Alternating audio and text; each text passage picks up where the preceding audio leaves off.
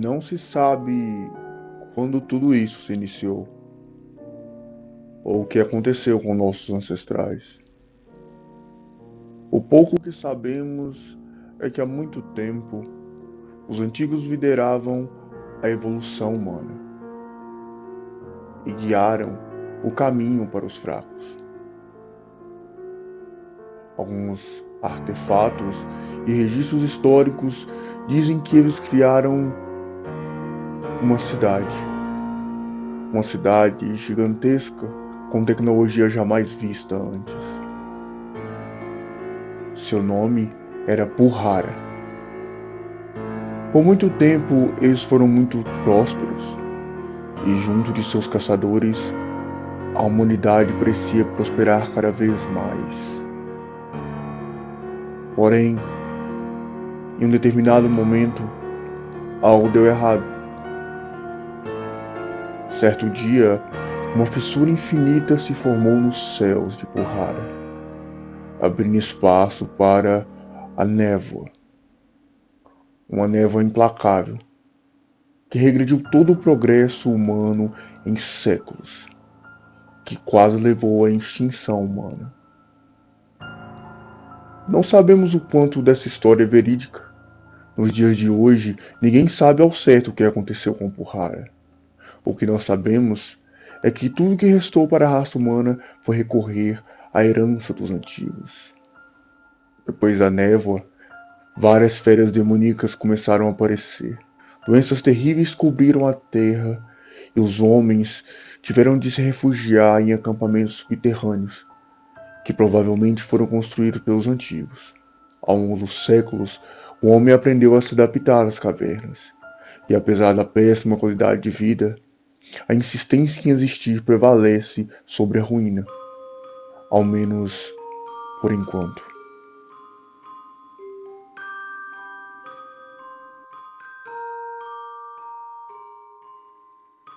Um homem misterioso está sentado em frente a uma cachoeira.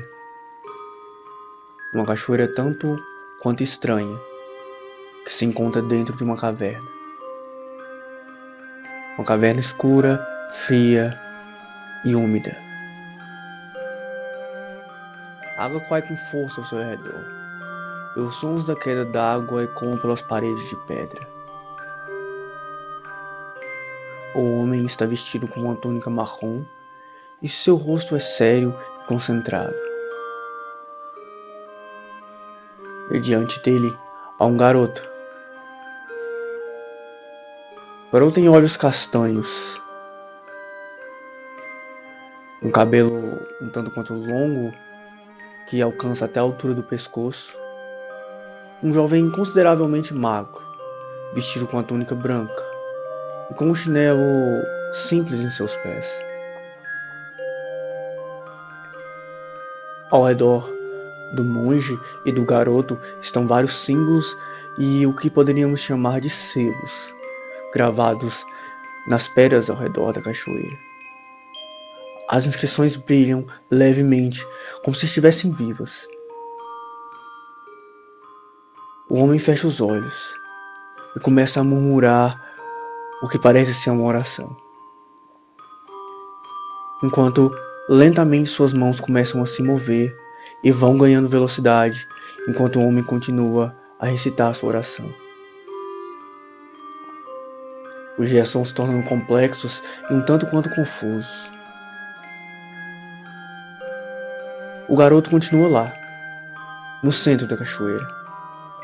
Está deitado, aparentemente desmaiado. Ou estaria morto? O garoto é magro, muito magro. Seus cabelos são negros. Seu corpo está sendo banhado pela água que cai sobre ele, mas ele não se move. O monge continua sua oração, enquanto a água ao redor do garoto começa a brilhar em uma luz azulada. A luz azulada começa a envolvê-lo, e lentamente o garoto vai sendo levantado do centro da cachoeira, até que ele começa a flutuar no ar. O monge continua sua oração. enquanto pouco a pouco o garoto é tirado da água e começa a flutuar. A luz azulada se intensifica e o monge inclina a cabeça para trás, enquanto uma corrente de energia flui através dele. As veias do garoto são pretas, como se estivessem, de certa forma, envenenadas. E um vapor negro sai de seus poros, enquanto a energia flui através dele. Repentinamente, uma explosão de energia acontece. Uma explosão que irradia a partir deles. O garoto ainda brilha intensamente, e uma mistura de um vapor escuro com a energia que flui através das águas se mistura no local.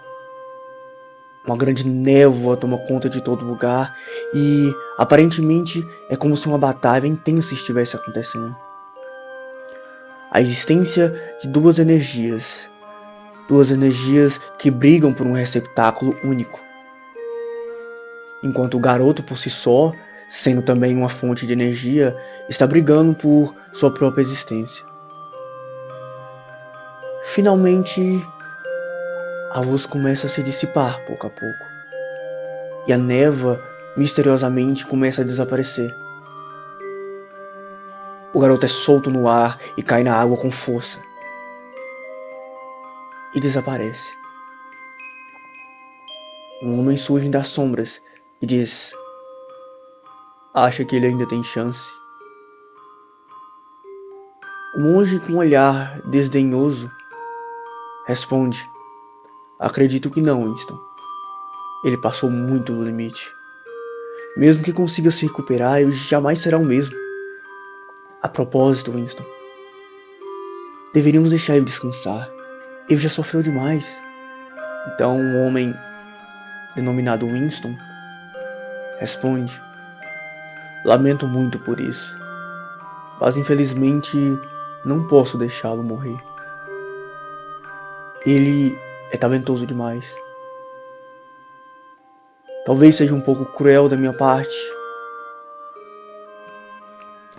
Talvez a tragédia dele sirva de boa fortuna para os outros. Talvez a escuridão dele seja um motivo de luz para outros. Esse mero garoto derrotou uma encarnação Vulcan sozinho. Mesmo quando já havia perdido tudo e não fazia mais sentido lutar. Ele recusou a ruína certa e reivindicou seu direito de querer mais. Lamento, Sr. Owen. Ele precisa voltar.